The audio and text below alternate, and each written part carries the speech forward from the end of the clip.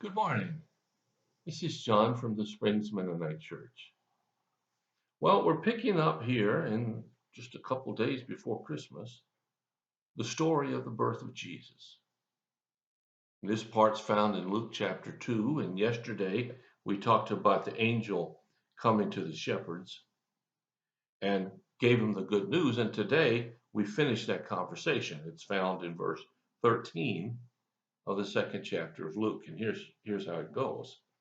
Suddenly, the angel, who previous to this was all by himself, was joined by a vast host of others, the armies of heaven, praising God and saying, "Glory to God in the highest, and peace on earth to those with whom God is pleased."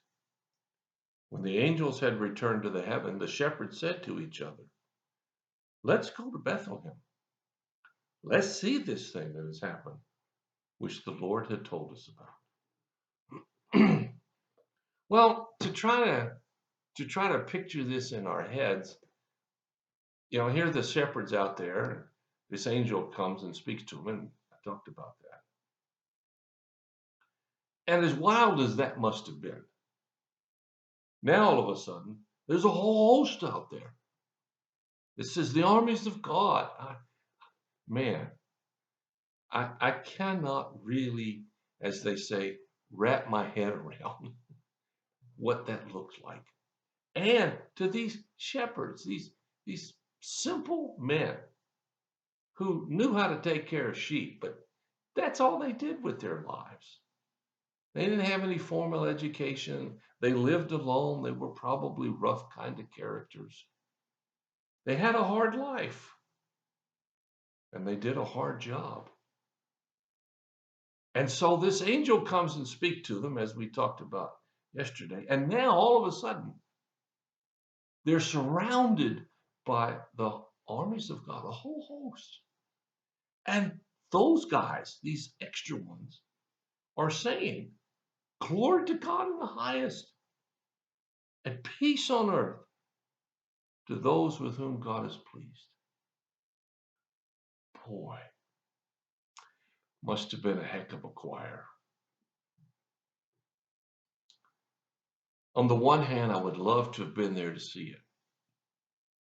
On the other hand, I probably would have been scared to be there and see it. We've sanitized the Christmas story so much that we don't see the people, the players, the actors. It's real human beings, just like you and me. Well, we're not shepherds anymore. There are fewer and fewer of us, at least around here. Maybe none where you are. But there are those of us who are just going about our daily business, not intending to have anything spectacular happen. And yet, in the midst of that, God acts. And that's just kind of the way He is. I don't want to say He likes to surprise people, but He's very surprising. And so these shepherds, they experience this whole thing. And then all of a sudden, they're gone. And it's back to the shepherds and the sheep. Can you imagine the the emotions of these few moments for the shepherd? We don't know how long it lasts. I'm guessing 5, 10 minutes, maybe a little longer, certainly not much longer.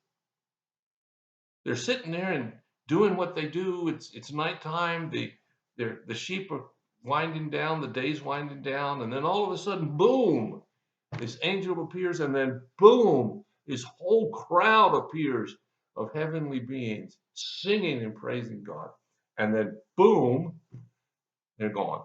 And they're back to where they were. Now, you and I probably would have at least shaken our heads and said, "What in the world was that?" And I'm sure they did that, but they did more than that. And here's the important point. When the angels had returned to heaven, the shepherds said to each other, "Let's go to Bethlehem. Let's see this thing which the Lord has told us has happened. Bethlehem was not an easy trip. And not only that, they couldn't take the sheep with them. So they had to leave the sheep. Now, there's nothing more dangerous from a shepherd's standpoint than to have unattended sheep. Whatever happened this evening was so powerful, it induced or encouraged or motivated, whatever the word you want to use is, the shepherds to leave their sheep and go and see. How many of us on a Sunday morning sit at our table drinking coffee instead of going and see what God might do in some church service? How many of us this Christmas go around and look at the lights? And Faith and I do that. It is wonderful. But don't think about the message behind the lights. How many of us have heard the Christmas story over and over and over, but yet it's just a story? These shepherds had to know. They just had to find out. Is this really what's going on? And what does it mean? And they were willing to risk everything to go and see. What would you risk for God?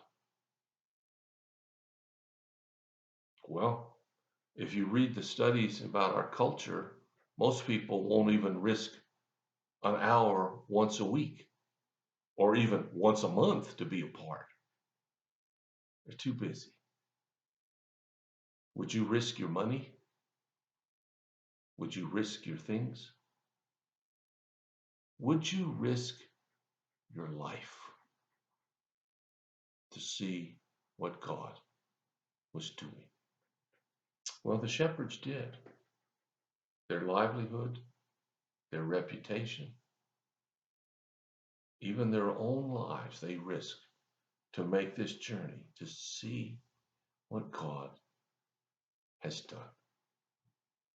So this Christmas, I hope you'll think about what God has done in a new way in your life.